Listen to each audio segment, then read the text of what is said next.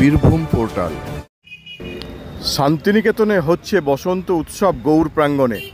11ই March 2025 বসন্ত উৎসব পালন করবে শান্তিনিকেতন তাদের নিজেদের মতো করে।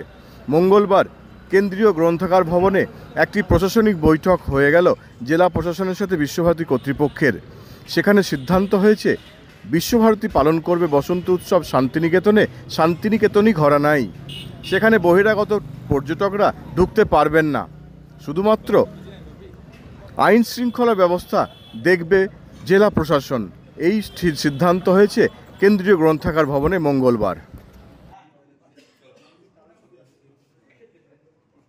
উৎসব নিয়ে আমাদের বীরভূম জেলার পুলিশ প্রশাসন আধিকারিকদের সাথে একটা বৈঠক হলো, যে বৈঠকে সিদ্ধান্ত হলো যে আমাদের যে আগামী 11 তারিখ বসন্ত উৎসব হচ্ছে, সেই উৎসবের যে আইন শৃঙ্খলা এবং যে প্রশাসনিক দিক থেকে সহযোগিতা তারা করবেন, যেভাবে পৌষ মেলায় আমাদেরকে সহযোগিতা, সেইভাবেই ওরা আমাদের সহযোগিতার হাত বাড়াবেন।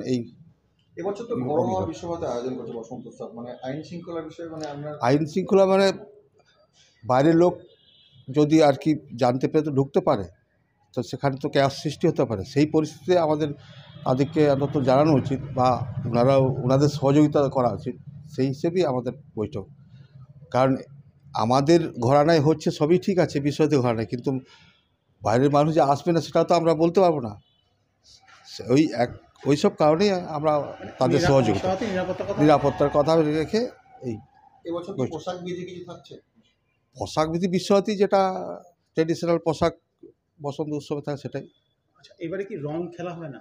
না, রং তো বসন্ত উৎসবে খেলা হয় না। রং আর আবির অন্তত যতদিন থেকে অন্য দিন হচ্ছে, দোলের দিনে তো হচ্ছে না। সেই জন্য রঙের ব্যাপার না, রঙের কোনো ব্যবহার থাকছে না।